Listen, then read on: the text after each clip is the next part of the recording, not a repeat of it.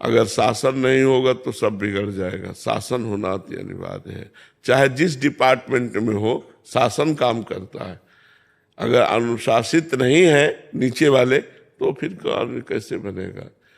तो बात सही है, विद्यार्थियों से ज्यादा उद्दंडता अब नहीं ठीक है। अब तो बस चुपचाप राधे राधे, जो अपना पढ़ा दिया अपना निकल लिया। गुरुदेव उनके माता पिता को बोलते हैं तो वो भी उल्टा हमें ही बोलते हैं। हाँ बिल्कुल। तो फिर पता चलेगा जब थोड़ा बड़े होंगे, अपने माता पिता को अपने आचरण दिखाएंगे तो उनको पता चल जाएगा कि हमारा पक्ष लेने का फल क्या मिला। मतलब हम उन टीचरों की बात नहीं कहते जो पशुता का प्रयोग करते हैं। पशुता, बच्चों के साथ मृदुता और शासन, प्यार और शासन, पशुता नहीं। और डांट दिया, फटकार दिया, कल पाठ करके ऐसा। अगर इतने पे भी कोई विरोध करता है तो ये भी मत कहो, हाथ जोड़ के कह दो कि कल पाठ कर याद करके आ जाना। कल पाठ याद कर लाना अगर हो सके प्रभु। पूनम जी, राधे राधे महाराज जी। महाराज जी, जैसे आपके श्रीमुख से सुना है कि सेवा स्वार्थ मुक्त होनी चाहिए, लेकिन हमारे मन में ये भाव आता है कि हमें गुरुदेव की श्रीअंग सेवा करने का सौभाग्य मिले, जिससे हमें गुरुदेव की समीपता प्राप्त हो। महाराज जी, मेरा प्रश्न है कि इस तरह का भाव गुरुदेव के प्रति अनन्य लगाव है या मेरा स्वार्थ है कि गुरुदेव की समीपता? इष्ट और गुरु के प्रति जो प्रीति होती है वो विशुद्ध मानी जाती है। संसार के प्रति जो प्रीति होती है वो अशुद्ध मानी जाती है। उसमें काम, राग, स्वार्थ, आसक्ति होती है। लेकिन इष्ट और गुरु के प्रति जो हमारी भावना होती है, जैसे ध्यान मूलम गुरु मूर्ति, पूजा मूलम गुरु पदम, तो अपने गुरुदेव की पूजा करने का मन कि काश हमको भी उनकी चरण सेवा मिलती, हम भोजन बनाते वो पाते, हम उनकी जूठन पाते, हम उनके कपड़े धो देते, हम उनकी सेवा, कभी हमको ऐसा सौभाग्य हो कि अपने गुरुदेव की ऐसी से।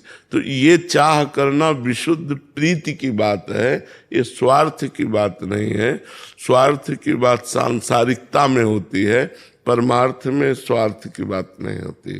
तो इष्ट और गुरु परमार्थ है, तो उसमें जो हम भावना करते हैं वो परमार्थ में ही होती है। तो अगर हम इष्ट गुरु से कुछ मांगते भी हैं प्रसाद स्वरूप, तो वो स्वार्थ नहीं होगा, वो परमार्थ ही हो जाएगा। तो इष्ट और गुरु परमार्थ स्वरूप है, शेष संसार सब स्वार्थ स्वरूप है। सुर नर मुनि सब ही की यह रीति, स्वार्थ लाग करें सब प्रीति। तो इष्ट और गुरु ये परमार्थ स्वरूप है। ईश शर्मा जी, यूएसए से। राधे राधे महाराज जी। महाराज जी, परिवार के संबंधों और करीबी मित्रों से जब अधर्म या गलत आचरण दिखता है तो मन में एक चिड़चिड़ाहट, मलिनता सी आ जाती है। राधा नाम जप करने के बाद भी महाराज जी उन्हें सही रास्ते पे लाने का प्रयास करें या उनको जैसे है वैसे? पहला तो प्रयास होना चाहिए, पहला हमारा प्रयास होना चाहिए। और द्वितीय स्टेज पर स्थिति में प्रार्थना होनी चाहिए, और तृतीय स्थिति पर त्याग हो जाना चाहिए। पहले हम प्रयास करते हैं, फिर प्रार्थना करते हैं कि आप सुधर जाओ, और नहीं सुधरते तो फिर हम दंड नहीं देते, तृतीय स्थिति में उनका त्याग कर देते हैं। हमारे कोई नहीं, जाके प्रिय न राम वैदेही, तजिए ताहि कोटि बैरी सम जद्यप परम स्नेही। चाहे वो कोई भी हो, परम स्नेही कोई भी हो, अगर वो हमारे इष्ट के प्रतिकूल आचरण करता है तो हम उसका त्याग कर देते हैं। ये महापुरुषों की बात है। तो हम पहले जैसे हमारे परिवार के सदस्य हैं, रिश्ते नाते, तो हम समझाने की चेष्टा करते हैं, प्रार्थना करते हैं। जब वो अपनी आदत से बाज नहीं आते हैं तो हम उनसे दूरी बना लेते हैं। दूरी बना लेना फिर उचित है। पहला प्रयास, द्वितीय फिर हम प्रार्थना, तृतीय दूरी बना लेना। शिफाली जी, वृंदावन से। श्री हरिवंश गुरुदेव। श्री हरिवंश महाराज जी। महाराज जी, आप कह रहे हैं कि आपको भी और बहुत सारे भक्तों को वृंदावन प्राप्त करने के लिए बहुत रोना पड़ा है महाराज जी। महाराज जी, और बहुत व्याकुलता हुई है, पर हमें तो सहज में ही वो धाम मिल गया महाराज जी। ऐसे में धाम के प्रति और महत्व बुद्धि कैसे आए कि ताकि समय आने पे छूटे ना महाराज जी कोई किसका प्रश्न है?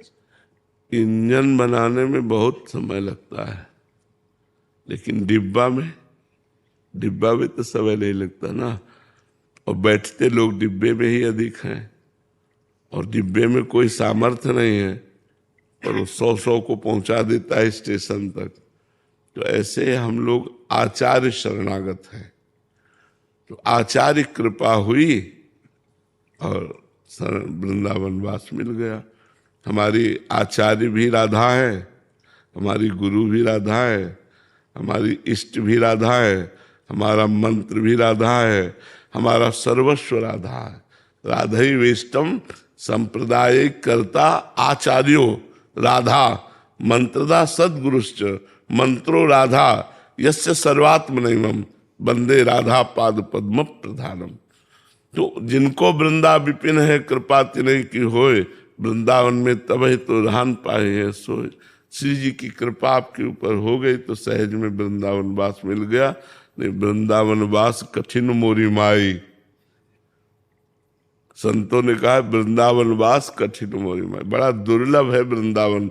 वृंदावन मिल गया तो प्रिया प्रीतम मिल गए। आप खूब डट के भजन करो, कोई गंदे आचरण ना होने पाए, बस इसी से आनंद प्राप्त हो जाएगा। एकता शर्मा जी अहमदाबाद से। सदगुरुदेव भगवान के चरणों गुरुदेव आपके चरणों में कोटि कोटि प्रणाम। महाराज जी अगर गुरुदेव स्वप्न में आकर उपासना या गुरु प्रदत्त मार्ग से सम्मिलित कोई आज्ञा करते हैं तो ऐसे में उसको स्वीकार कर सकते हैं हर बात? क्योंकि प्रगट में यदि गुरुदेव विराजमान हो तो पहले उनसे निवेदन करे कि ऐसा ऐसा हुआ। अगर वो हाँ कहते हैं तो वैसा ही कर ले, अगर ना कहते हैं तो वो मन की चाल थी, वो मन ही गुरु बन करके दर्शन करा रहा था, वो मन की चाल थी, हम उसे नहीं मानते।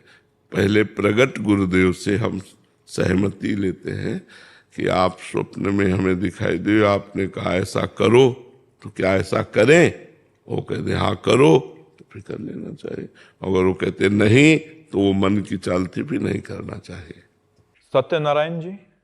राधा वल्लभ श्री हरिवंश महाराज। श्री हरिवंश महाराज जी। महाराज जी जब भजन थोड़ा बढ़ने लगता है तो मन में एक अहंकार पैदा होने लगता है कि मैं दूसरों से श्रेष्ठ हूं क्योंकि मैं भजन कर रहा हूं। महाराज जी इस भजन के अहंकार से कैसे बचें? भक्त नामावली का पाठ करो। भक्तों की कृपा से अहंकार का नाश होता है। तिनकी संगति रहत जाति कुल मद सब नंसय, संतत सेवक सदा भजत जे श्री हरिवंशय।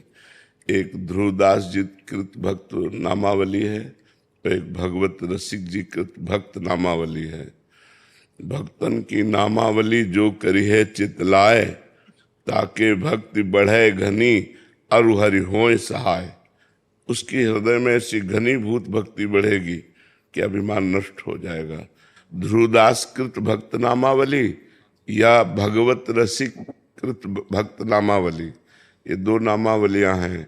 इनमें भक्तों के नाम हैं, उनका स्मरण है, तो भक्ति स्मरण से अभिमान का नाश हो जाता है। और दूसरों में भगवान विराजमान है तो उनको इस भाव से देखो कि सब में भगवान विराजमान है, पर हम पर कृपा है भगवान की, इसलिए हमसे नाम जप होता है। यदि भगवान की कृपा ना हो तो अभी हम भी गंदे आचरणों में फंस जाए। माया बहुत विचित्र है ना, तो इसलिए दैन्य रहो और भक्तों की आश्रय रहो और भक्त नामावली का पाठ करो तो अहंकार खत्म हो जाएगा। डॉक्टर हरिदेव। राधा वल्लभ श्री हरिवंश। श्री हरिवंश महाराज जी। महाराज जी मैं ये पूछना चाहता हूं कि भक्ति करते करते कई बार मन इतना भक्ति में हो जाता है कि मात्र प्रभु की छवि या आपके चित्र को देख के ही आंखों में आंसू आते हैं, तथा कभी कभी भक्ति में बिल्कुल भी मन नहीं लगता। ये पूछना चाहता हूं कि ये भक्ति की कोई अवस्था है या मेरी पाठ पूजा की शुरुआत है या क्या है? कबहू तो थोरो भजन, कबहू होत विशाल, मन को धीरज छुटे नहीं और गहे न दूजी चाल। महापुरुषों ने सब कुछ लिख दिया है, क्योंकि अनुभव सबके है ना। कभी थोड़ा भजन होता है, कभी बिल्कुल मन नहीं लगता, कभी विशाल भजन में मन लगता है एकदम डूब कर। तो एक गुण है, सतोगुण आएगा तब भजन में मन लगेगा, रजोगुण आएगा तो भोगों में मन लगेगा, तमोगुण आएगा तो क्रोध, हिंसा, द्वेष, प्रमाद, आलस्य, निद्रा, ये सब आएगा। तो जैसे हम समझ रहे कि अब भजन में मन नहीं लग रहा, बिल्कुल रुचि नहीं है, तो हमें जबरदस्ती भजन करना है, तो वो गुण का प्रभाव नष्ट हो जाएगा। और यदि हम भजन नहीं किए तो गुण अपना प्रभाव दिखाएगा और हमारा भजन क्षीण हो जाएगा, भजन की रुचि खत्म हो जाएगी। जब एक नियमावली से भजन किया जाता है तो माया पर विजय प्राप्त होती है। जैसे आज हमने 50,000 नाम जप किए, अब कल हमारा मन ही नहीं लग रहा, लेकिन हमको 50,000 करना है, राधा राधा राधा राधा राधा राधा, और मेरा बिल्कुल मन नहीं, फिर मैं राधा राधा राधा। जिद्दी स्वभाव होकर नियम पूर्वक नाम जप किया जाए तो तीनों गुणों के प्रभाव से हम ऊपर उठ सकते हैं, त्रिगुणातीत हो सकते हैं। और यदि हम मन के अनुसार चले तो सत्वगुण होगा तो मन भजन में लगेगा, रजोगुण होगा तो मान प्रतिष्ठा भोग ये वो सब ये ध्यान आएगा, तमोगुण होगा तो निद्रा आलस्य प्रमादोत्तम तत्तामस मुदाहरतम। तो हमको इन गुणों के प्रवाह से निकलना है, एक रस स्थिति रहे, उसके लिए हमको जबरदस्ती भजन करना पड़ेगा। जब रजोगुण और तमोगुण आएगा तो जबरदस्ती भजन करना पड़ेगा, इसलिए जबरदस्ती भजन करो, ठीक है ना।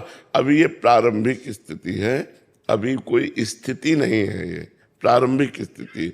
जब स्थिति आती है तो सदैव बढ़ती रहती है, वो कभी घटती नहीं है। वो प्रेम सदा बढ़िबो करे, ज्यो शशि कला सुवेश। जैसे चंद्रमा की कला बढ़ती है, ऐसे भक्त का अंदर तेज बढ़ता है भक्ति का, वो कभी रुकता नहीं। अगर रुक रहा है, कम हो रहा है, तो अभी स्थिति नहीं आई, अभी वो प्रभाव से साधना कर रहा है, पर गुण का प्रभाव उसे प्रभावित कर लेता है। इसलिए आप नियम पूर्वक भजन करो। हमारे सीताराम सीताराम करते हाँ, जो नाम प्रिय हो नियम पूर्वक भजन करो। थोड़ा भोजन सात्विक होना चाहिए, भोजन रजोगुणी तमोगुणी होगा तो ज्यादा विक्षेप पड़ेगा, अगर सात्विक होगा तो कम प्रभाव आएगा और आप जीत जाओगे। कोई नशा तो नहीं? वैष्णव जी, प्योर वैष्णव। आशीष शर्मा जी, गुरु ग्रंथ। राधा वल्लभ श्री राधे राधे महाराज जी। महाराज जी, हम कैसे माने कि हम पूरी तरह से श्री जी की शरण में और हमारी चिंता अब उनकी चिंता है? जब 1 मिनट के लिए भगवत चिंतन न छूटे। इसकी थर्मामीटर होता ना, कैसे जाने हम बुखार ठीक हो गया, तो बोले 98 है तो बुखार ठीक हो गया, अगर 99 100 है तो बुखार है। तो हमें देखना है कि यदि हमारा भगवत चिंतन निरंतर तैल धारावत चलता है तो हम शरणागत, परिपूर्ण परिपक्व शरणागति हो गई। अखंड भजन चल रहा है, थोड़ी देर चला फिर संसार का चिंतन, फिर थोड़ी देर फिर संसार का चिंतन।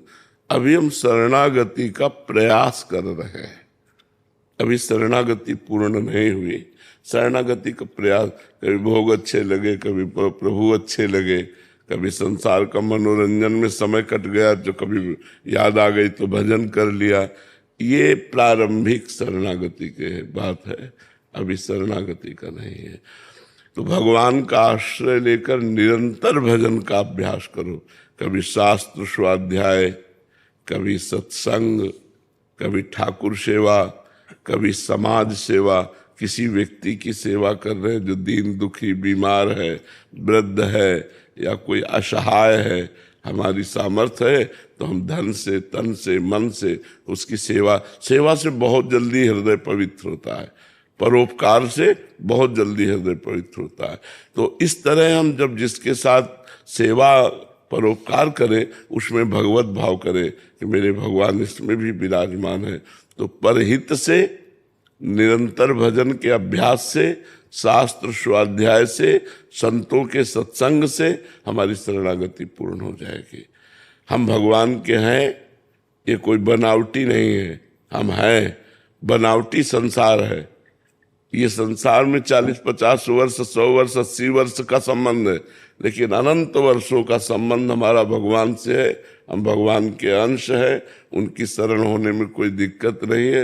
ये माया ही दिक्कत डालती है, आकर्षण। तो नाम जप से हम माया पर विजय प्राप्त करें और साधन करें जो हमने बताया। वंदना जी। महाराज जी, आपके चरणों में कोटि कोटि प्रणाम। महाराज जी, अगर आध्यात्मिक विषय में कुछ प्राप्त करने की बहुत व्याकुलता है और उसके बिना रहा ना जाए तो क्या करें? हाँ, तो जब लालसा जागृत होती तो साधना में लगा जाता है। केवल लालसा ऐसे थोड़ी हो जाएगी कि हम चाहते हैं कि अमृत फल मिल जाए तो हमको उसके लिए तप करना होगा, हमको उसके लिए जप करना होगा, हमें उसके लिए साधना करनी होगी। यदि अध्यात्म की पिपासा है, अध्यात्म को प्राप्त करना चाहते हो तो गुरु की शरण में हो। और जो साधना गुरु जी ने बताई, वाणी जी का पाठ, नाम जप, मंत्र जप, ठाकुर सेवा, सत्संग, ये अगर आप करेंगे तो अध्यात्म को प्राप्त हो जाएंगे। हाँ, और निरंतर, और पापाचरण को रोक करके, गलत आचरण न होने पावे। अध्यात्मवान के द्वारा पापाचरण नहीं होता। पापाचरण भी करें और भक्ति भी करें तो उसे पाखंड कहते हैं, उसे पाखंड कहते हैं, उसे दंभ कहते हैं। पापाचरण रोक दिया, गंदे आचरण रोक दिए, जो नहीं करने चाहिए उनको रोक दिए, और फिर भक्ति कर रहे हैं तो शुद्ध भक्ति मानी जाएगी।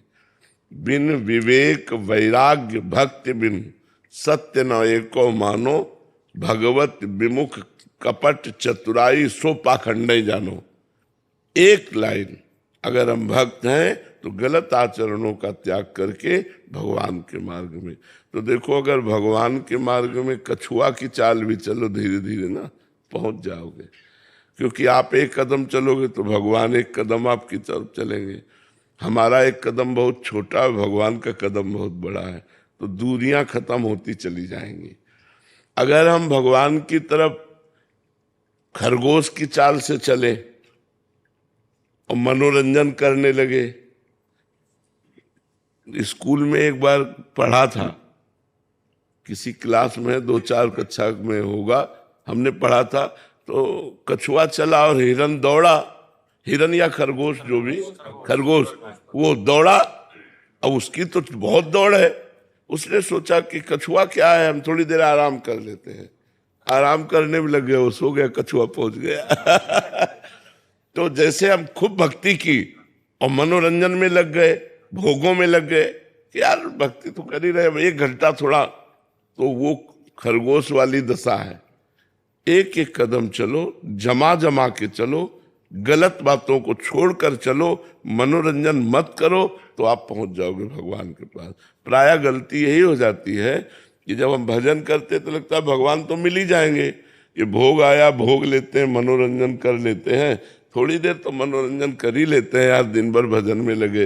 वो थोड़ी देर का मनोरंजन का बल पाकर मन आपको परास्त कर देगा। मन को धीरे धीरे वश में किया जाता है, धीरे धीरे इंद्रियों को विषयों से हटा करके भगवान में लगाते हुए, और जितना हटा लिया फिर उस पर बिल्कुल ब्रेक मार देते हैं, बैक तो गाड़ी जाने ना पावे। ऐसी ब्रेक मारनी चाहिए कि बैक तो पीछे जाने न पावे, आगे की तरफ खस के हमारी गाड़ी आगे तरफ चले, पीछे ना जाए। अब हम भजन भी कर रहे, गंदे आचरण भी कर रहे, तो फिर अध्यात्मवान नहीं हो सकते।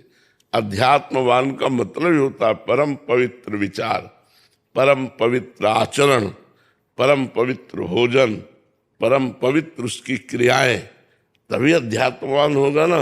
अब गंदा खान पान, गंदा आचरण, गंदा व्यवहार, और अध्यात्मवान तो वो केवल ढोंग है, अध्यात्मवान का अध्यात्मवान नहीं है।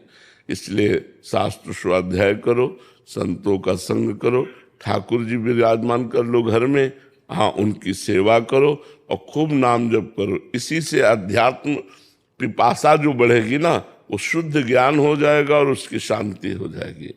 ज्ञानम लब्ध्वा परम शांति मचिरेणादि गच्छति। जब ज्ञान की प्राप्ति हो जाती है तो शांत हृदय हो जाता है, फिर इधर उधर नहीं, चंचलता खत्म हो जाती है, हृदय शांत होकर भगवान में लग जाता है। करिश्मा अग्रवाल जी। राधा वल्लभ श्री हरिवंश। राधे राधे महाराज जी। महाराज जी, एक प्रश्न के उत्तर में आपने कहा था कि किसी पर भी विश्वास ना करें, पर ऐसा सोचने में मन में एक नकारात्मक भाव आने लगती है। क्या इस प्रकार की भावना भगवत प्राप्ति में बाधा? नहीं, विश्वास सिर्फ भगवान से। अगर हम आप पर विश्वास करते हैं तो भगवत भाव से। मनुष्य भाव में कभी हम विश्वास नहीं मानते, कभी भी धोखा दे सकता है कोई। वो निर्बल है, वो बेचारा क्या हमारा सहयोग करेगा। यहाँ सब भिक्षुक हैं, अगर आप हमको 10 रुपया देते हैं तो हम ये मानते हैं कि मेरे भगवान ने आपको प्रेरित करके 10 रुपया दिलवाए। प्रधान मेरे भगवान हुए ना। कामना और चाह ही तो भिक्षुक पना है। भिखारी पना क्या है? कामना और चाह। देखो संतों को कहा गया, चाह मिटी चिंता मिटी मनुआ बेपरवाह, और जिनको कछु न चाहिए ते साहन के साह।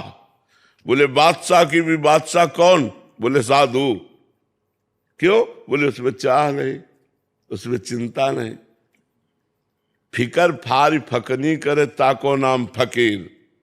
कोई फिक्र ही नहीं है जिसके, वही फकीर और वही बादशाह है। चाह ही भिखारीपना है। तो देखो कोई ऐसा नहीं जिसके अंदर चाह ना हो, है नहीं। अगर हम आप पर भरोसा करें कि आपसे हमारा काम चलेगा तो धोखे की बात है। भरोसा करना है भगवान पर, वो आप नहीं, पूरी सृष्टि में किसी को भी प्रेरित करवा के काम, क्योंकि सब उन्हीं का। भरोसा करना है भगवान पर, वो हमारी रक्षा करेंगे। भरोसा करना है भगवान पर, वो हमारे मन की बात जानते हैं। भगवान एक भरोसो, एक बल, एक आस विश्वास, एक राम घनश्याम हित, चातक तुलसीदास। एक भगवान का भरोसा।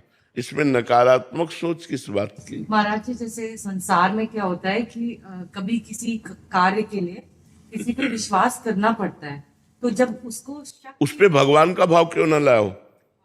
तो शक की दृष्टि नहीं, हम कह रहे हैं उसमें भगवान का, हमने शक की दृष्टि तो कही नहीं,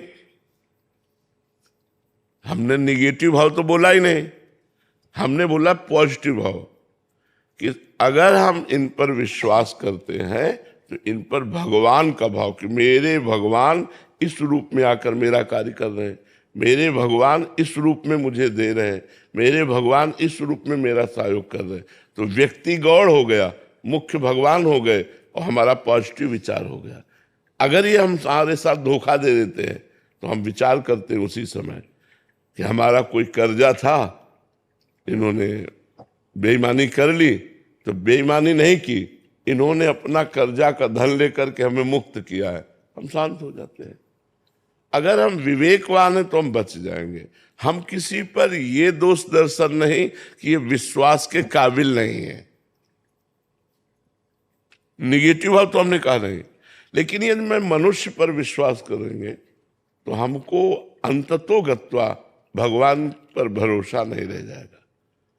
जैसे कोई भी कष्ट है, हमें यह है कि अमुक फोन नंबर, तो भगवान पर तो दृष्टि नहीं गई ना, तो हमारी भक्ति में कलंक लग गया। सबसे पहले भगवान पर। इस कष्ट का निवारण आप करने वाले हो। देखो हम तुम्हें बताएं कैसे। हमारी किडनी खराब हुई, हमने कोई उपाय नहीं किया।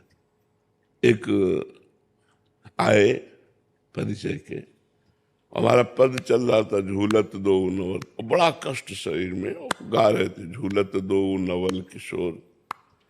तो जब हमारा आधा पद पहुंचा, रुझी बिमल माल कंकन सो कुंडल सो कच डोर, वे पथ जुत क्यों बने विवेचित, आनंद बढ़े हो न थोर, झूलत दो नवल। पीछे वो खड़े थे, हमें पता नहीं था उनका। राधेश्याम बाबा, राधेश्याम। पद रुका, सामने श्री जी को ऐसे सिंहासन में विराजमान के पद, वो पीछे जी। बोले हमने आपको बताया नहीं कि आपका चिंतन खराब होगा। जब हमने सुना आपकी किडनी खराब है तो हम कलकत्ता से डॉक्टर लाए हैं, अब बस आपको वहां तक चले चलना है। किसने व्यवस्था की? उन्होंने इतना सेफ्टी की कि आपका चिंतन न बिगड़े, इसलिए हमने आपसे पूछा भी नहीं, आपको बताया भी नहीं, बस चलो डॉक्टर को।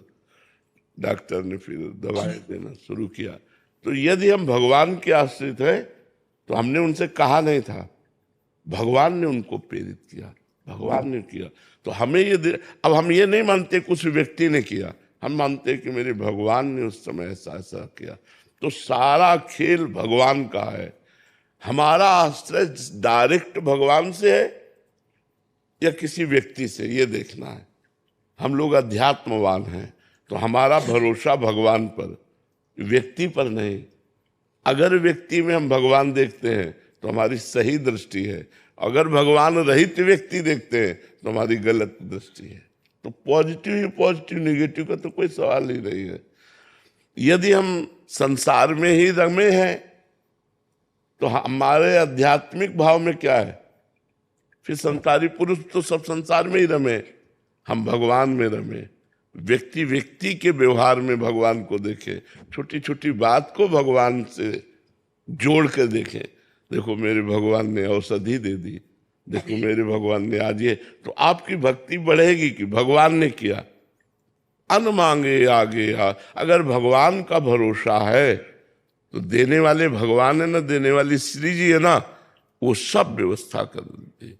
अच्छा आप कहो कि आप बाबा जी हो, आपकी व्यवस्था हो जाती है, हम तो गृहस्थ हैं। तो नरसिंह मेहता जी गृहस्थ ही थे।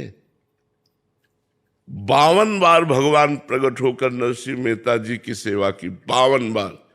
एक जैसे भात भरा लड़के का ब्याह, ऐसे 52 बार भगवान प्रकट होकर। भगवान गृहस्थ विरक्त नहीं देखते, भगवान भक्ति देखते हैं।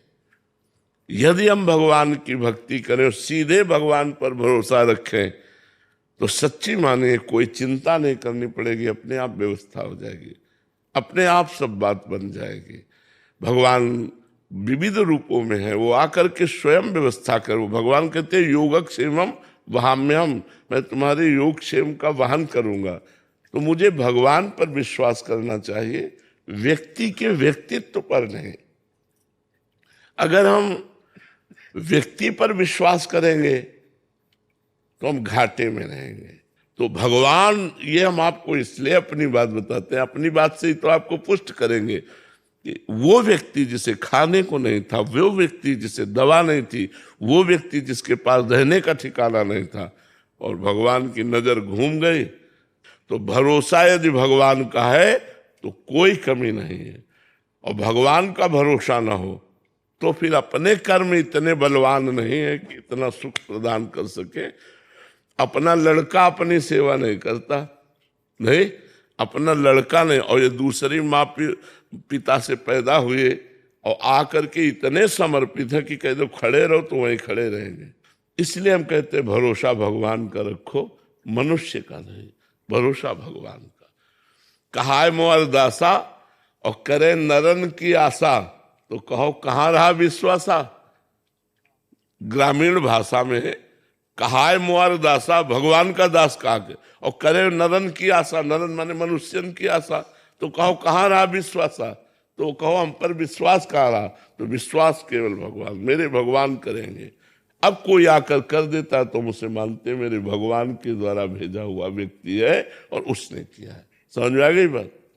मुलायम सिंह जी शिवपुरी से। राधे राधे महाराज जी। गुरुदेव, अपने अंदर के अहंकार को पहचानने और गलाने का सरल मार्ग क्या है? पहचानने का ये उपाय है कि जब दूसरों में दोष दर्शन हो और अपने में गुण दर्शन हो तो समझना चाहिए कि अहंकार आ गया है। अपने में गुण दर्शन और दूसरों में दोष दर्शन, अपने में अच्छाई और दूसरे में बुराई दिखाई दे तो समझो अहंकार आ गया है। और अहंकार नष्ट करने का उपाय है सद्गुरु की शरण, संतों के वचन सुन करके उनको आचरणों में उतारे तो ये पता चलेगा कि सब कुछ भगवान की कृपा और संतों की कृपा से हो रहा है। तो हम अहंकार क्या करें? हमने अपनी आंख बनाई है क्या? हमने अपना शरीर बनाया है क्या? हमने अपनी बुद्धि बनाई है क्या? तो ये सब भगवान का बनाया हुआ, तो अहंकार हम क्यों करें?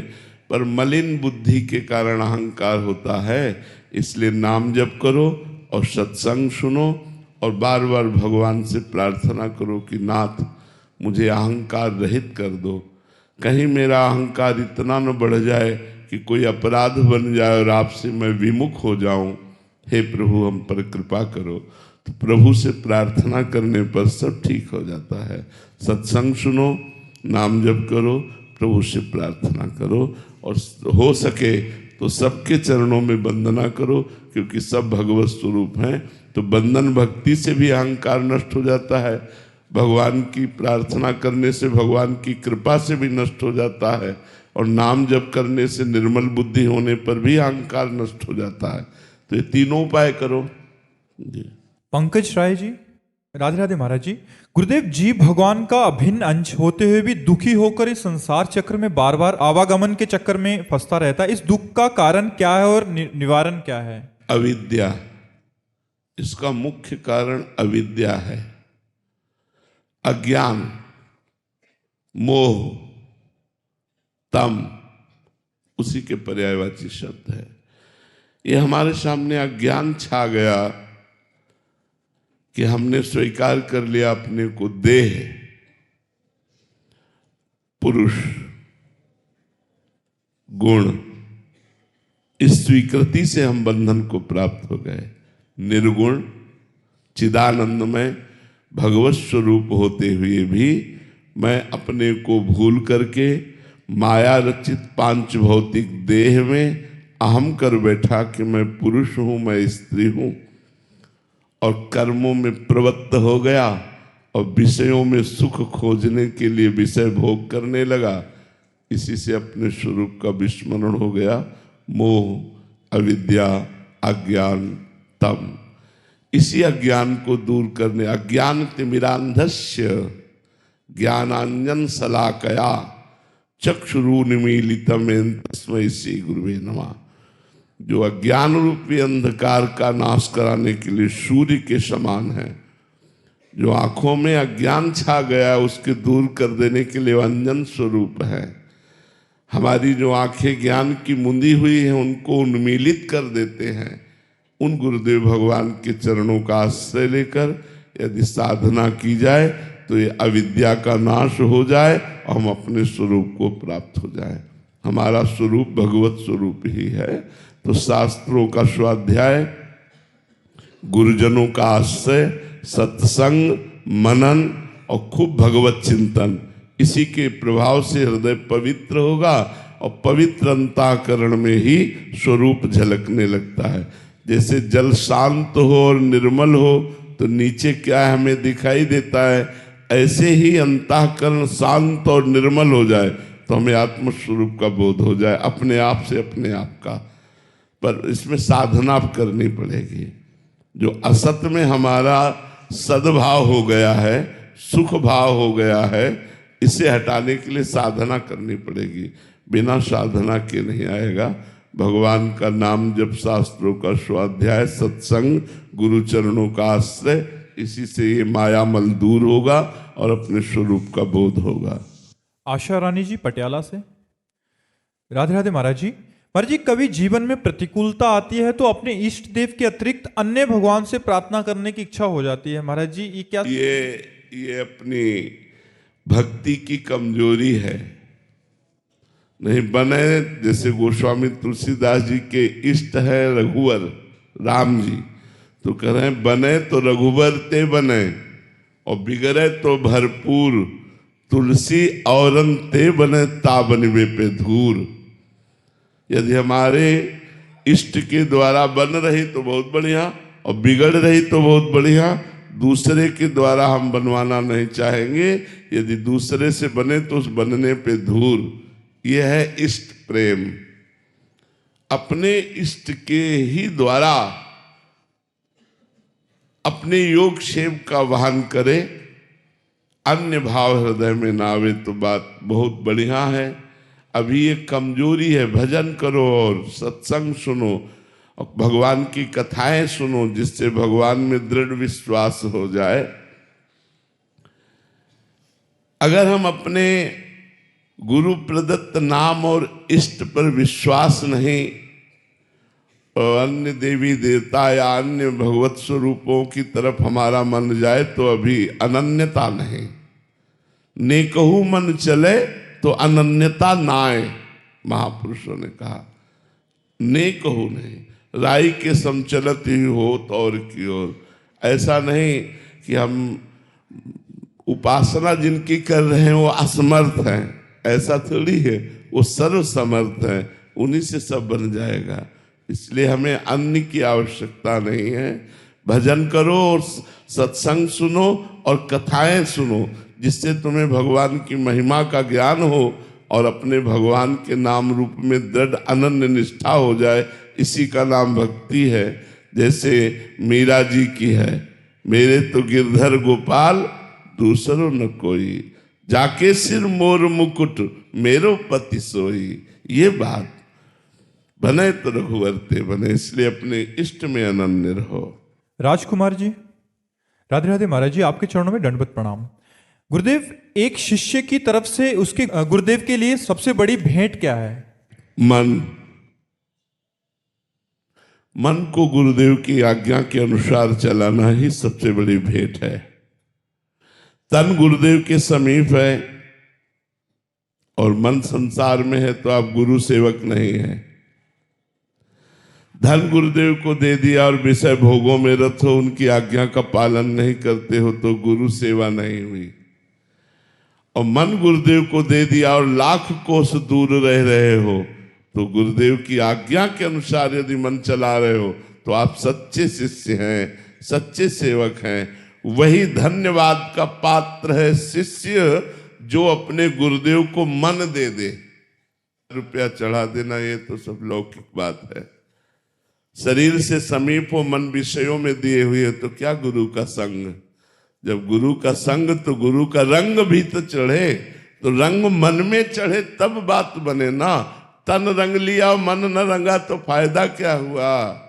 तो सबसे बड़ी भेंट है मन को दे देना।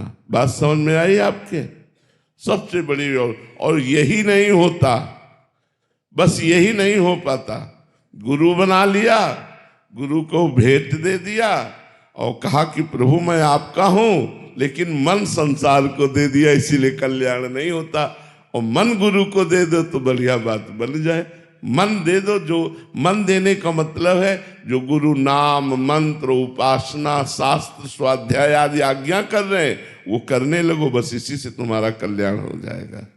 उपवेश जी नोएडा से, राधे राधे महाराज जी। गुरुदेव भगवान, मन में चलने वाले प्रश्नों का स्फुरण कब बंद होगा? जब निष्पाप हो जाएगा। मन में जो स्फुरणाएं होती हैं, दुर्वासना मम सदा परिकर्षयन्ति, ये दबी हुई परत की परत दुर्वासनाएं हैं, नाम जब से नष्ट होती जाती हैं, पर पूर्णतः जब नष्ट हो जाएंगी तो जैसे दीवाल घड़ी का सेलाइच लो तो सेकेंड की सुई सेकेंड बिल्कुल रुकी, मिनट की मिनट में रुकी, घंटे की घंटे में रुकी। ऐसे तुम्हारा मन बुद्धि चित्त अहंकार परमात्मा में स्थित हो जाएगा। जब परमात्मा में स्थित हो जाएगा तब अन्य स्फुरण बंद हो जाता है, अर्थात निष्पाप अंतःकरण में विषयों का स्फुरण नहीं होता। जब तक मलिन अंतःकरण होता है तब तक प्रभु से अन्य स्फुरण होता रहता है। इसलिए हमें खूब नाम डट के जप करना चाहिए। पवित्र भोजन, पवित्र आचरण, पवित्र विचार और परम पवित्र महामंगल में भगवान का नाम जप, बस बेड़ा पार हो गया। फिर देखोगे एक दिन मन भगवान में स्थित हो जाएगा। और जब मन भगवान में स्थित हो जाएगा तो अन्य स्फुरणाएं अपने आप बंद हो जाएंगी। जी हरमन जी पंजाब से, महाराज जी, संत दर्शन करने जाएं तब किन किन बातों का ध्यान रखना चाहिए? सबसे पहली बात तो अहम का त्याग करके जाएं। संत दरस को चालिए तज माया अभिमान, ज्यों ज्यों पग आगे बढ़े कोटिन यज्ञ समान। यदि हम मैं मोर तोर तय यही माया है, इसका त्याग करके और दैन्य हो करके संत के चरणों में जाएं निर्दोष दृष्टि रखते हुए, तो एक एक कदम पर कितनी यज्ञों का फल लिखा हुआ, कोटिन यज्ञ समान। संत दरस को चालिए तज माया अभिमान। ये अहंकार का त्याग करके, मैं और मोर तोर तय का त्याग करके, सरल भाव से दैन्य भाव से निर्दोष दृष्टि रखते हुए हम जाएं तो हमें उन संत संग से जो लाभ प्राप्त होगा वो श्री भगवान होंगे। संतों के संग का लाभ है असत आचरणों का त्याग हो जाए और सदाचरण बनने लगे, भगवान का भजन बनने लगे। हेमंत शर्मा जी दिल्ली से। राधे राधे महाराज जी। महाराज जी, ऐसा जीवन कैसे जिए कि मृत्यु के समय कोई पछतावा ना हो? ये तो अभ्यास बचपन से कराया जाए, या अभी जितनी आयु व्यतीत हो गई अब संभाल लो। हर श्वास में नाम जप करो, श्वास श्वास सुमिरन करे तो दुविधा रहे न कोई। अगर प्रत्येक श्वास में प्रिया प्रीतम का नाम जप किया जाए, प्रभु का नाम जप किया जाए, तो वही अभ्यास अंतिम समय आ जाएगा। और अंतिम समय भगवान का स्मरण हो तो मृत्यु महोत्सव हो गई, फिर पछताए की जरूरत नहीं है। और भगवान का भजन जीवन में किया नहीं, कोई सोचे अंतिम समय से भगवान का स्मरण आ जाए तो असंभव। जीवन में पापाचरण किए हो तो अंतिम समय वही पापाचरण के अनुसार चिंतन होगा और दुर्गति हो जाएगी। तो इसलिए वर्तमान के समय को भजन में लगाते हुए व्यतीत करें। पता नहीं कौन सी श्वास हमारी मृत्यु वाली श्वास हो, आखिरी श्वास हो। अपने लोगों को क्या पता कि किस समय हमारा शरीर छूट जाएगा। इसलिए प्रत्येक श्वास में भगवान का नाम जप करो, और अंतिम समय भगवान का स्मरण आ जाए तो मरने का पछतावा नहीं रहेगा। आवागमन से मुक्त हो जाओगे, जीवन धारण करना सार्थक हो जाएगा, मृत्यु महोत्सव हो जाएगी। नितिन तिवारी जी। महाराज जी, कोई भी मनुष्य में शिष्य की योग्यता कैसे और कब प्राप्त होती है? शिष्य तो बनने की योग्यता बस इतनी जरूरी है, और तो सब गुरु कृपा से प्राप्त हो जाएगा, इतना जरूरी है। ये जानते हो मुद्रा किसकी है? आत्मसमर्पण की। जब कोई चोर डाकू या कोई भी अपराधी फंस जाता है और अपने को असमर्थ देखता है, तब ये मुद्रा होती कि नहीं होती? हाँ, ये मुद्रा होती आत्मसमर्पण की। तो हम केवल गुरु को आत्मसमर्पण कर दें। गुरु कुम्हार है, शिष्य मिट्टी है। गुरु शिष्य रूपी मिट्टी के, जैसे मिट्टी में कड़ापन होता है ना, तो कूट कूट के महीन किया जाता है। ऐसे शिष्य में जो अहंकार होता है, वो अपने शासन के द्वारा, आदेशों के द्वारा उसके अहंकार को नष्ट करते हैं। कृपा से उसे जैसा चाहते वैसा बना देते हैं। जैसे कुम्हार जो चाहे वो चाक पे चढ़ा के बना दे, ऐसे शिष्य को होना चाहिए। ऐसे बस हमें कोई प्रश्न नहीं, हमें कोई ज्ञान नहीं, हम कुछ नहीं जानते। आप जो सिखाओगे, आप जो बताओगे, जैसे चलाओगे, बिल्कुल कोरा कागज बनकर, बच्चा बनकर गुरु की शरण में जाए, वही लाभ ले सकता है। तो जो ज्ञानी बन के गया ऐसे से ऐसा, तो ऐसा कैसे, ऐसे तो ऐसा, वो ऐसे वैसे क्यों में फंसा रहेगा। और जो गया सीधे सरल भाव से, जो गुरुदेव ने कह दिया वैसे शुरू कर दिया, उसका बेड़ा पार हो गया। तो सच्चा शिष्य बनने के लिए समर्पण की आवश्यकता है। गुरु समर्पण, गुरु के चरणों में आत्मसमर्पण। समर्पण आप करेंगे तो जितना समर्पण आपका होगा, उतने इष्ट और गुरु का प्रसाद आपके ऊपर आपको सद्गुणी बनाता चला जाएगा, आपको महान बनाता चला जाएगा। जैसे पारस के संयोग से मलिन लोहा भी स्वर्ण बनकर देवताओं के योग्य आभूषणों के पहनने के योग्य बन जाता है। देवताओं के भी पहनने के योग्य जो आभूषण है वो बन जाता है। ऐसे ही हम मलिन अंतःकरण वाले भगवान की सेवा के पात्र बन जाते हैं। हम भगवान की सेवा करने का अधिकार प्राप्त कर लेते हैं। भगवान नाम, भगवत गुण, भगवत महिमा, ये सब गुरुदेव के प्रसाद से हमारे हृदय में जागृत हो जाती है। नाम चलने लगता है भगवान को। अब जैसे कल एक शब्द वायुकोटि महाबला, अब घंटों इसी का चिंतन होता, ओहो हमारे भगवान इतने बलवान है एक वो वायुपुत्र हनुमान, तो कोई जोड़ नहीं त्रिभुवन में। हनुमान जी का जोड़ है कोई? हनुमान जी का जोड़ नहीं कोई। और वायुपुत्र हनुमान, तो वायु कितने बलवान होंगे? वायु कोटि महाबला, करोड़ों वायुओं जैसा बल भगवान रखते हैं। ऐसे भगवान के हम दास हैं।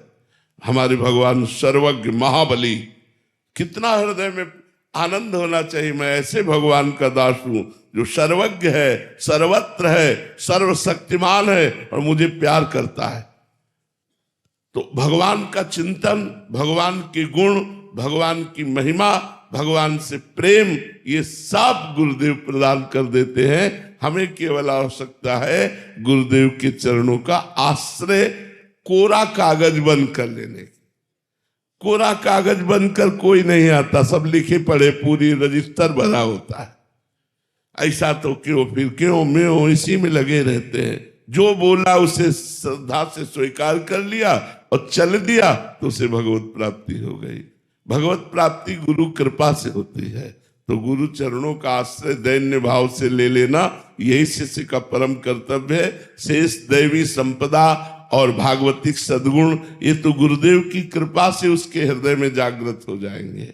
महाराज जी, एक और बात देखी जाती है कि जब नए नए आते हैं तो बहुत ज्यादा समर्पण होता है, फिर धीरे धीरे समय के साथ और समर्पण बढ़ना चाहिए तो वो कम होने लग जाता है। इसके बीच क्योंकि हृदय नहीं समर्पित हुआ ना, इसीलिए उन भाई ने पूछा था तो हमने कहा मन, सबसे ज्यादा कीमती वस्तु मन। तो मन तो दिया संसार को और तन ला के कहा कि हम थोड़ी देर के लिए आपकी शरणागत हैं। वो मन संसार में है तो शरणागति रंग नहीं लाती, वो फिसलते फिसलते फिर वही पहुंच जाते।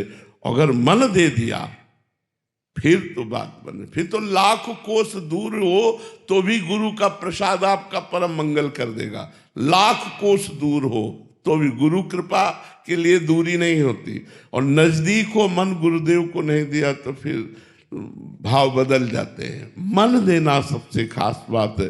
भगवान ने गीता जी में कहा, मय्येव मन आधत स्व मयि बुद्धि निवेश है। तो निश्चय मय्येव अतूर्ध्वम न संशया।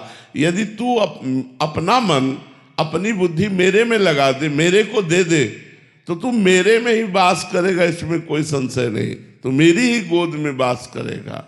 हर समय भक्त अपने को भगवान की गोद में देखता है जो मन अर्पित कर देता। मन सबसे कठिन काम है अर्पित करना, सबसे कठिन काम है मन अर्पित करना। और वही शिष्य है जो अपने मन को गुरुदेव के चरणों में अर्पित कर दे। हम अपनी तरफ से, वैसे तो हमारा भारतीय नववर्ष चैत्र मास से शुरू होता है, पर ये चलो किसी भी बहाने से सही, अंग्रेजी में आज से नववर्ष प्रारंभ होता है। हम सबसे प्रार्थना करेंगे इस नववर्ष में आप कोई गलत आचरण न करें, कोई गलत नशा न करें, किसी को दुख न पहुंचावें। आप स्वस्थ रहें, प्रसन्न रहें और भगवान की सब पर कृपा बरसे, ऐसी हम प्रार्थना करते हैं। प्रथमेश जी महाराष्ट्र से। राधा वल्लभ श्री हरिवंश महाराज जी, आपके चरणों में कोटि कोटि प्रणाम। महाराज जी, जब हम भगवान या भक्ति के मार्ग पे चलते हैं तो कई लोग उसका मजाक उड़ाते हैं। वे कहते हैं बहुत बड़ा भक्त बन रहा है, माला ये तो बहुत बढ़िया बात है। अगर कोई कहे बहुत बड़ा भक्त बन रहा है तो भगवान से जोड़ दिया कि नहीं, बुरा तो नहीं कहा, अच्छा ही कहा, तो हमें बुरा क्यों लगे यार? जब हम भक्त हैं तो बुरा क्यों लगे? अगर कहते बहुत बड़ा भक्त है तो हमें खुशी होना चाहिए। तुम्हें कोई कहे बहुत बड़े आदमी हैं पीछे से, तो कैसा लगेगा आपको? आपके पीछे से कोई कहे आप इनको जानते बहुत बड़े आदमी हैं, तो आपको अच्छा लगेगा ना? तो हमारा संबंध भगवान से वो व्यक्त कर रहे कि बहुत बड़े भक्त हैं, तो हमें अच्छा लगना चाहिए कि हमारा संबंध जो भगवान से है, तो हम बड़े के हैं तो बड़े तो ही हैं। इसमें हमें सोचना क्या, इसमें परेशानी क्या? हमारी सोच लगती कि ये हमारा उपहास कर रहा है, बस इसी सोच को बदलना है। देखो, आपके अगर निगेटिव विचार रहेंगे तो अच्छी बात में भी दुख मिलेगा, अगर पॉजिटिव रहे तो बुरी बात में भी। जैसे अब हमें कोई गाली दे तो पहले हम उसे सुनेंगे और विचार करेंगे, और अगर अपने अंदर कोई पाखंड, कोई ड्रामा, कोई नाटक लगा तो लगेगा भगवान इस रूप में मुझे सावधान कर रहे हैं, मुझे अपना सुधार करना चाहिए। और यदि लगा कि हमारे अंदर कोई गलती नहीं फिर भी हमें ऐसा कह रहा है, तो हम उसे पागल मानकर चल देते हैं कि तो इसके विचार का स्वरूप है, इससे हमें क्या लेना देना। तो तो यदि कोई हमारा उपहास करता है, हमारी निंदा करता है, तो हमें देखना चाहिए वो गलती हम में तो नहीं है। अगर नहीं है तो हम उसे पागल मान। बातुल भूत विवश मतवारे, ते नहीं बोले ही बचन विचारे, तिनकर कहा सुनी नहीं काना। ऐसे लोगों की बातें नहीं सुनते हैं। और ये कोई कहे बड़ा भगत, तो हम तो उसे प्रणाम करेंगे कि आप भी आशीर्वाद दीजिए, जो आप बोले वो सत्य हो जाए, आप भी आशीर्वाद दीजिए। उसमें कोई जलन की बात नहीं है। बोले कंठी पहने, माला पहने, ये नहीं कहता शराब की बोतल हाथ में लिए पी रहा है, ये नहीं कहता नाली में पड़ा है, ये नहीं कहता गंदे दृष्टि वाला है। जो माला पहनकर चलेगा, जो भजन करेगा, उसको कहेगा माला पहन के चल रहा है, तो अच्छी बात है ना। हमको गाली तो नहीं दे रहा। माला तो पहने ही है, कंठी तो पहने ही है, तिलक लगाए हैं, वही बात वो कह रहा, हमें क्या परेशानी। बोले बड़ा भारी तिलक लगाए, देखो माला पहले, बड़ा भगत बनता है, तो उसको प्रणाम करना चाहिए, हमें बुरा क्यों लगना चाहिए, क्योंकि कोई बुरी बात नहीं। महाराज जी क्या होता है, अधिकतर 100 में से 95 जने वैसे हो गए हैं, तो 4-5 जने जो होते हैं उनको बहुत ज्यादा मतलब महाराज जी मजाक बना देते हैं उस चीज का। नहीं, मजाक मत बनो, आप पुष्ट बनो, आप पुष्ट बनो। वो गलत आचरण में 95 लोग चल रहे हैं, 5 लोग अच्छे आचरण पर चल रहे हैं, तो 5 लोग 50,000 के बराबर हैं। उनमें इतनी सामर्थ्य, अच्छे मार्ग में चलने वालों में बल होता है, तो वो उनकी उपहासमयी वृत्ति का सहन करना ही उपाय है। उसे चुपचाप सहन कर ले। हाँ, कह रहे हैं कि इन्होंने लिखा है कि क्या होगा जप करने से, माला पहनने से, तीर्थ यात्रा करते को क्या मिल जाएगा, क्या मिल गया। हाँ चलो, गंदे आचरण करने से, पार्टी करने से, दुनिया का नौटंकी नाटक करने से क्या होगा? क्या होगा? इससे दुर्गति होगी। और माला जपने से क्या होगा? सदगति होगी। आज हमारा शरीर पूर्व प्रारब्ध से युक्त है। हो सकता है कि आज मैं भजन कर रहा हूं, मेरा बुरा प्रारब्ध चल रहा हो, तो मुझे दुख भोगना पड़ेगा भजन करते हुए। हो सकता है तुम बुरा आचरण कर रहे हो, लेकिन तुम्हारे पुण्य चल रहे हैं, तुम्हें सुख भोगना पड़ेगा उस समय तक। लेकिन जिस समय हमारा ये नवीन कर्म भजन फलीभूत होगा, उस समय, अभी तो हमारा अंकुरण हुआ है, थोड़ा वृक्ष बनने दो, फूलने दो, फलने दो। एक किसान भी खेती में अनाज डालता है तो दूसरे दिन फसल नहीं काट लेता, उसको गुड़ाई सिंचाई करके रक्षा करते हुए 5 महीने 4 महीने व्यतीत करने पड़ते हैं, तब वो इसी से 40 मन गेहूं पैदा होता है। 1 मन डालने पर 40 मन पैदा होता है। ऐसे ही आज तुम भजन कर रहे हो, लोगों को उपहास करने दो। कल तुम्हारे भजन का जब फल आएगा तो उपहास करने वालों को तो दुर्गति होगी, और तुम भगवान के कृपा पात्र बनकर सदगति को प्राप्त होगे। इसलिए चिंता मत करो। जहां कोई उपहास करे उसे सह लो।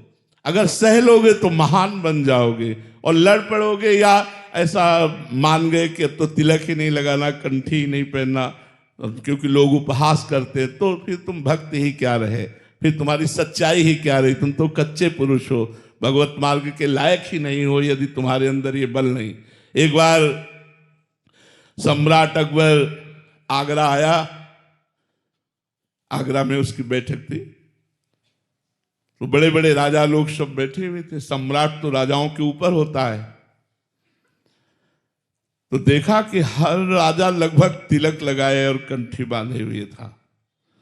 पता नहीं उसके दिमाग में क्या था, ये देखकर उसको बड़ी जलन सी हुई, और कहा आज के बाद अगर सभा में कोई भी तिलक लगाकर आएगा तो गरम लोहे से उसका मस्तक दाग दिया जाएगा। ये फरमान जारी कर दो, फरमान जारी कर दो।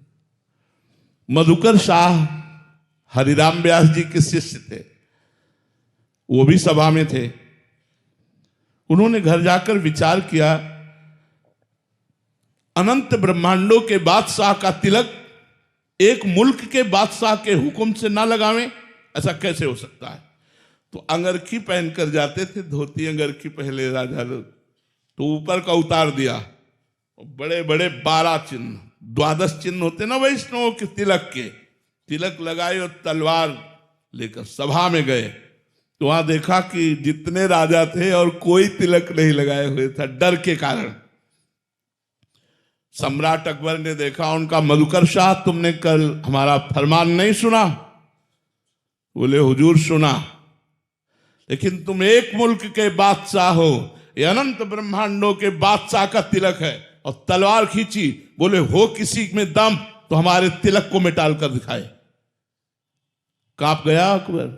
उस समय मानो नरसिंहावेशो मधुकर शाह को कांप गया और कहा वाह वाह वाह वाह मधुकर साहब वाह, हम यही देखना चाहते थे कि सच्चाई में तिलक कौन लगाता है, ये भक्ति का नाटक है या तिलक है। और राजी कर लिया मधुकर शाह को। ये हमारा कोई कंठी कोई तिलक मजाक है, ये हमारे भगवान का दिया हुआ सुहाग है, ये भगवान का दिया हुआ चिन्ह है। और गले में केवल कंठी बंधी हुई है और मस्तक पर तिलक है, नरक नहीं जाएगा केवल इतने से। तुलसी जी की बड़ी महिमा वर्णन है भक्तमाल जी में और भी कई ग्रंथों में। अगर तुलसी जी गले में बंधी है वो नरक नहीं जा सकता। और जो तुलसी बांधता है, हम कहते 100 बार ही सही, वो रामकृष्ण हरि तो बोलेगा बोलेगा, जरूर बोलेगा, चाहे 100 बार ही सही, निश्चित जीव का परम कल्याण है। इसलिए सबसे प्रार्थना है आप किसी के उपहास को अपने हृदय में मत लीजिए, हृदय को भगवान नाम से भरिए और सहनशील रहिए। और इस जन्म में चूक न हो जाए, ये जन्म व्यर्थ न चला जाए, इसलिए प्रार्थना है राधा राधा रटिए। जितना समय मिले उतना चलते फिरते उठते बैठते जब बन सके राधा राधा रटिए। आपका चिंता शोक भय दुख निश्चित दूर हो जाएगा, जन्म मरण का चक्र नष्ट हो जाएगा। ये जीवन बड़ा अलभ्य जीवन, दुर्लभ जीवन कहा गया है। इसकी दुर्लभता भगवान का नाम जपने से है, भगवान से जुड़ने से है।